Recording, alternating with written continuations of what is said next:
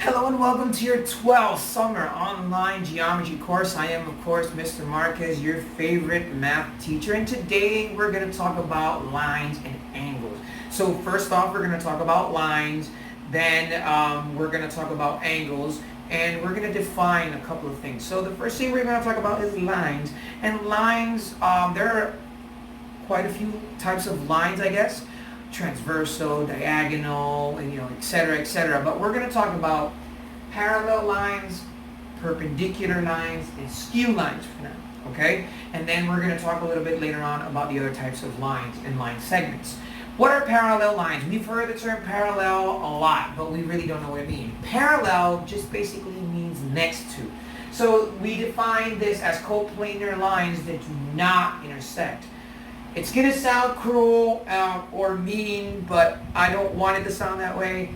But basically there are two lines, whether they're horizontal or whether they're vertical, that will never interact. It's kind of like, when you have this platonic crush. Like you have a platonic crush on a celebrity, but you're never going to meet them.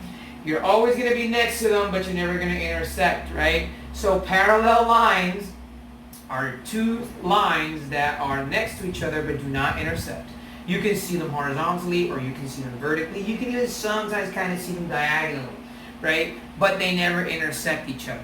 And we have perpendicular lines. Now perpendicular lines are lines that intersect but they form a 90-degree angle, okay? They're not going to form any other type of angle. They're only going to form in such a way that they form a 90-degree angle. Here's an example right here. Now you're not going to see that little square thingy that is used to represent 90-degree angles.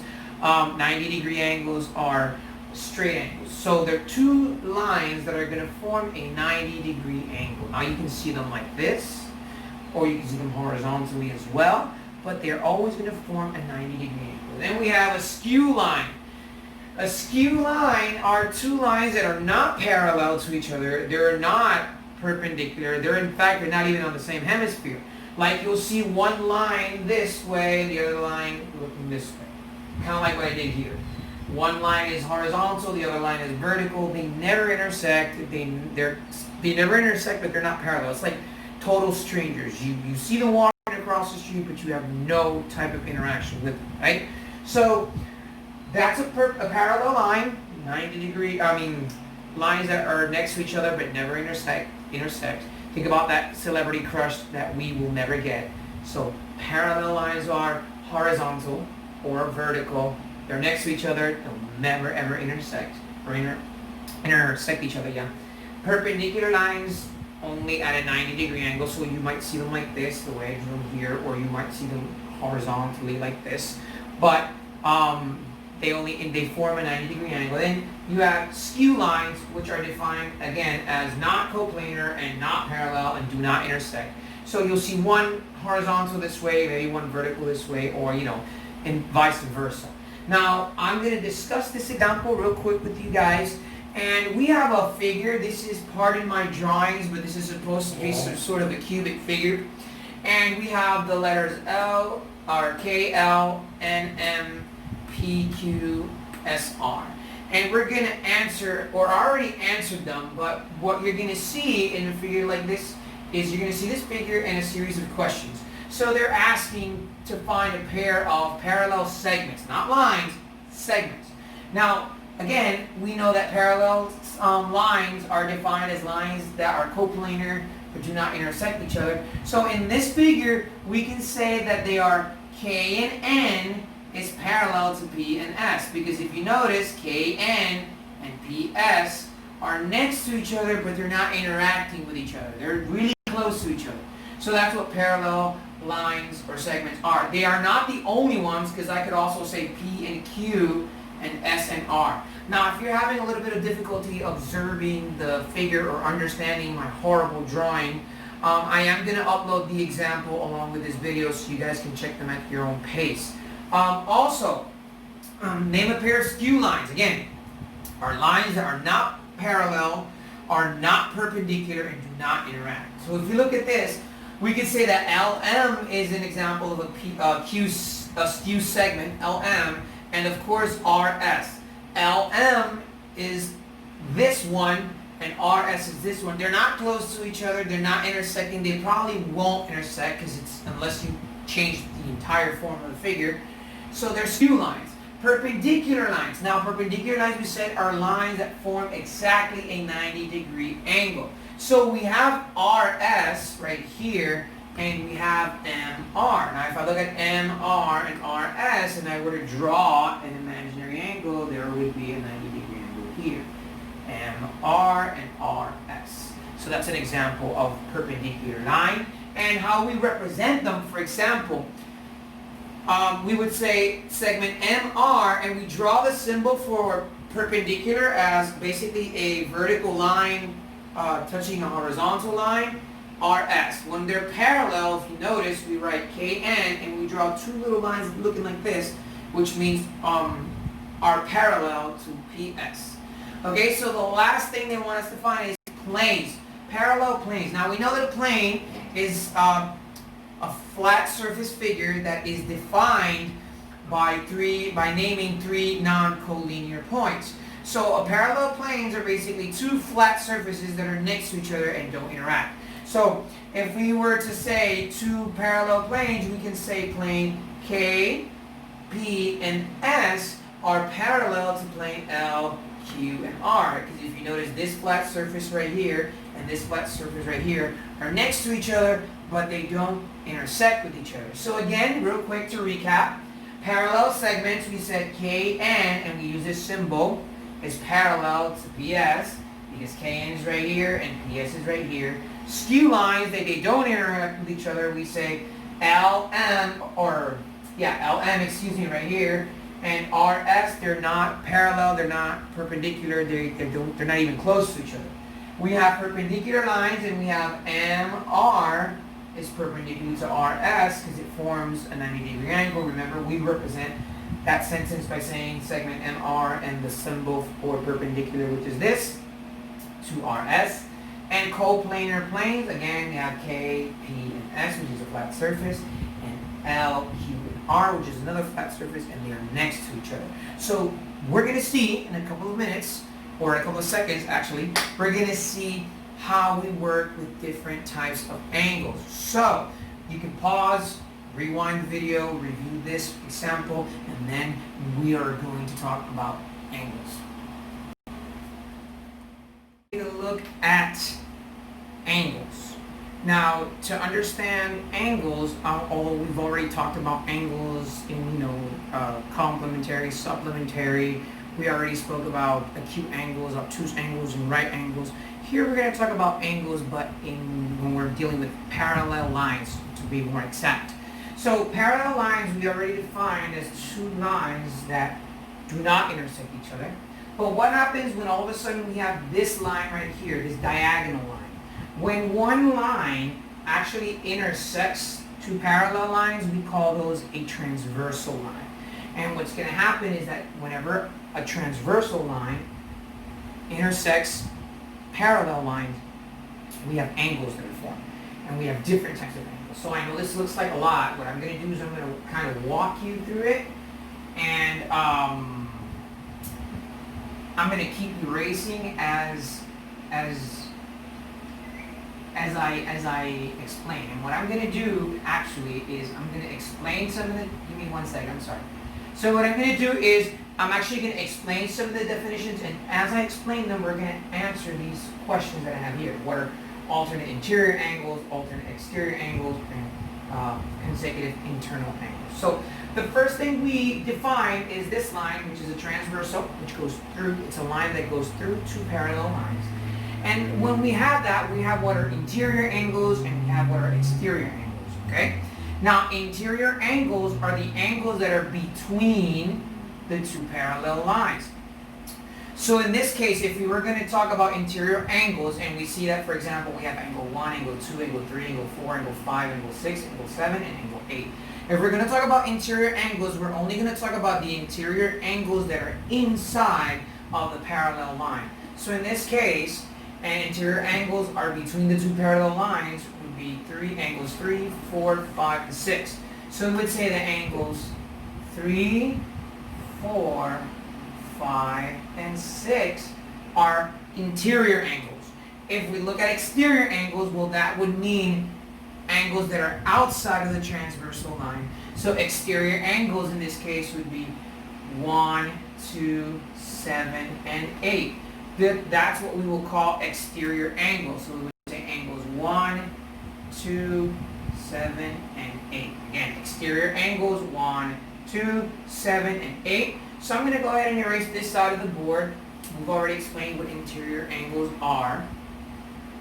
And we've defined interior and exterior angles. So I'm going to go ahead and erase this side just to kind of have a little bit more space. And what I'll do is, so we keep them as reference, I'm going to write our interior angles. And I'm going to abbreviate them as IMT for interior and the sign for angles.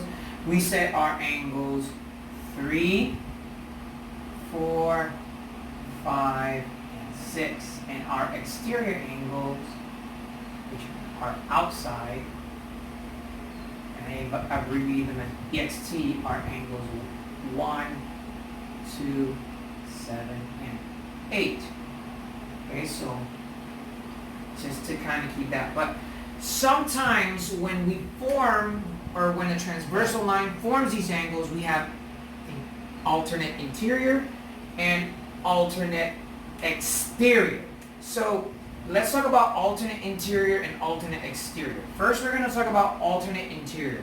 And we say that we defined, or I defined it right here, are angles that are inside the parallel lines but are on opposite sides of the transversal. So we know that our interior angles are 3, 4, 5, and 6. So alternate interiors are the angles, the interior angles that are on opposite sides of each other. So for example, if we look at this, angle 3 is on the left, angle 6 is on the right, so angles 3 and 6 are alternate interior angles because they are inside of the transversal line. That's why they're interior, but they're on opposite sides. So we would say angle 3 and angle 6. And also, if we look at this, we have angle 4 and angle 5 are interior angles as well. So angle 4 and angle 5. Now, one thing very important to know about alternate interior angles is that they have the same measurement. So that means that if angle 3 measures 50 degrees, angle 6 also measures 50 degrees. And if angle 4 measures 130, then angle 5 also measures 130. So alternate interior because they're on the inside of the transversal line, or inside of the parallel line, excuse me. Alternate because they're on opposite sides, 3 and 6, 4 and 8, and they're congruent, which means that they measure the same. So we have alternate interior angles, okay? And just to kind of refresh the definition, because I am going to erase it, it says alternate interior angles are inside of the parallel lines, but are on opposite sides of the transversal. So 3, 6, 4, and 8, okay?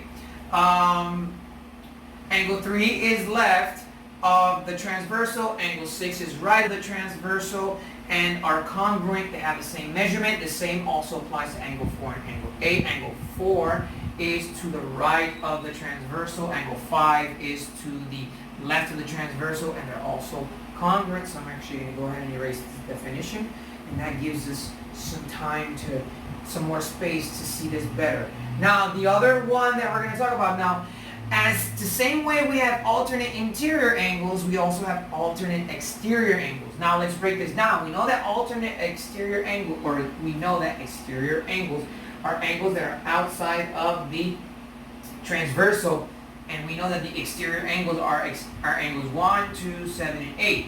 So it's the same definition as alternate interior, but now they're on the outside, which means are on the outside of the parallel line, again, 1, 2, 7, and 8, but are on the opposite sides of the transversal. So that means 1, 2, 7, and 8 are exterior, but 1 is opposite to 8 and 2 is opposite to 7. So if we're going to answer this question, what are our alternate exterior angles? We say angle 1 angle 8,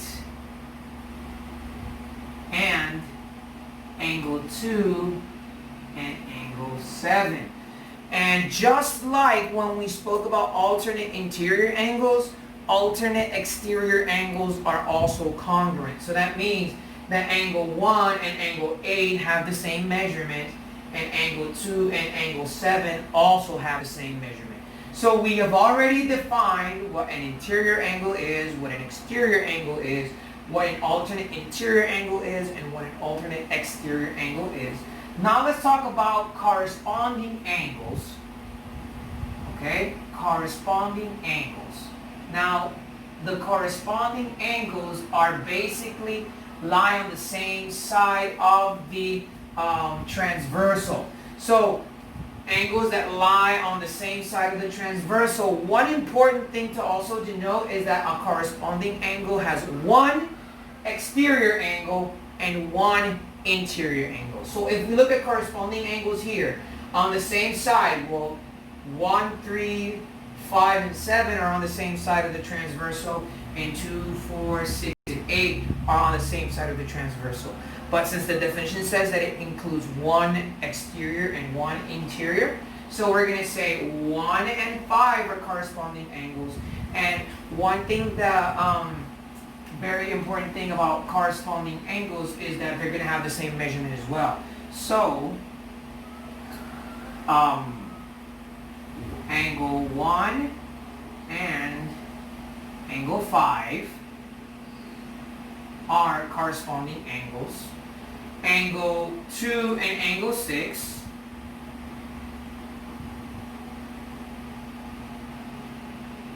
write that a little bit better here. Angle 2, angle 6. We can also say angle 3 and 7.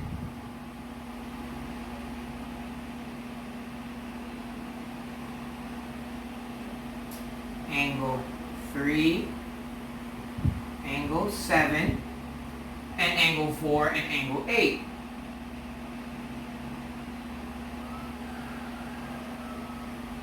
So corresponding angles measure the same, they're on the same side of the transversal, and usually they're composed of one interior angle and one exterior angle. Now, consecutive interior angles are also called same side interior angles. So if you see that in the practice problems, don't worry, they mean the same thing. And what they are basically are on the inside of the transversal and next to each other. So corresponding or consecutive interior angles are, in this case, next to each other, and they're on the inside.